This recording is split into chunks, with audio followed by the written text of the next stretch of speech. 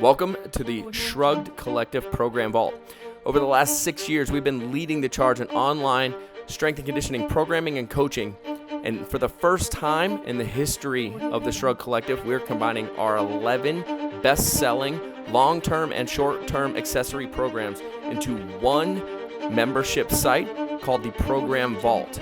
From Olympic weightlifting to strongman, leaning out, nutrition, you name it, our 11 best-selling programs are yours for $47 a month.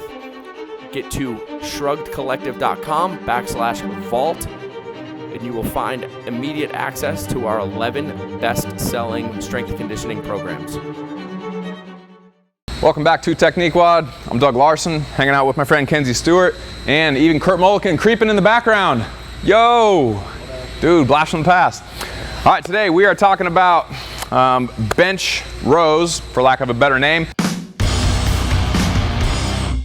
It's basically a variation of horizontal pulling. You can do it with barbells, you can do it with kettlebells, you can do it with dumbbells.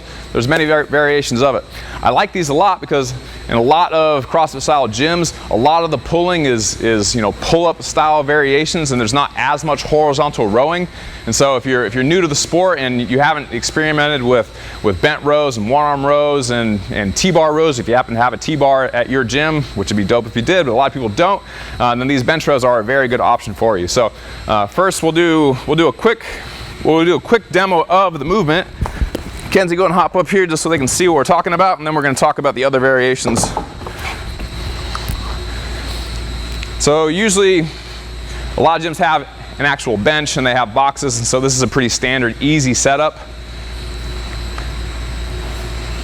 All right, cool. Go and hop down. So that's what the bench rows look like. Before we dig into the details of that, I want to rewind a little bit and talk about just your basic bent row and even kind of a variation of a bent row. So we'll start with the barbell.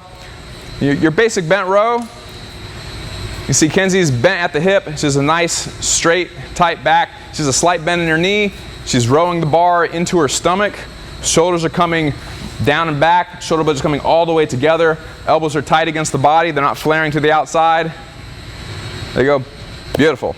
If you want more information on that, we have other videos on bent rows specifically, but this is probably the most common horizontal pulling done in a CrossFit gym, other than probably a ring row, which is probably a little bit even more common.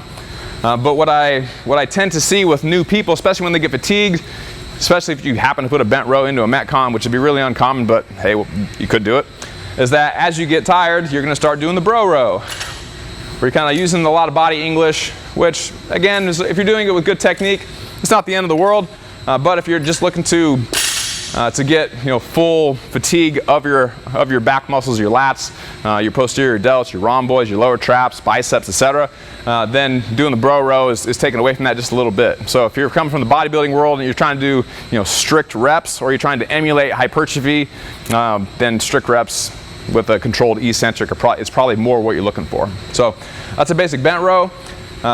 If you happen to have an inclined bench, then you could do a variation of this bench row where you're kind of at an angle. I think that's a great variation, and having the bench at an angle or the bench horizontal on the boxes like this, that's going to keep you from being able to do any body English, slinging the weights around with your bigger hip muscles and neglecting your upper body muscles. So that's a good variation. And then back to the original bench row. So I like to set the kettlebells right on the edge of the boxes like this. That way you can set up, and even if they're pretty heavy, you can be slid away from the box enough where as you drag the kettlebells off the box, the box is not in the way of you actually doing the movement. And then you do your full movement. Same points of performance. Elbows are tight against the body. Shoulder blades are coming all the way together, like she's squeezing my fingers with her scapula. There you go, beautiful.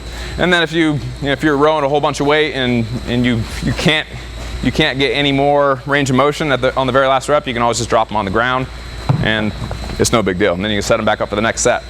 So you can do it with kettlebells. I think that's probably the easiest way to do it. But if you want, have Kurt help me out here. If you want, Go ahead and slide through there, Kurt, and we'll hand this to Kenzie. If you want, you can just have friends, or you can set the bar on something, hand you a barbell, and you can do rows with an actual barbell. There you go. And depending on the bench that you have, there you go, good job. And then again, it's a barbell, it's bumper plate, so you can just drop it on the ground. Beautiful. Thank you, Kenzie. Depending on the bench that you have, you know, the barbell might hit the bottom of the bench. Some benches are thinner than others, and you might not really be able to get as much range of motion as you would prefer, depending on the style of bench that you happen to have.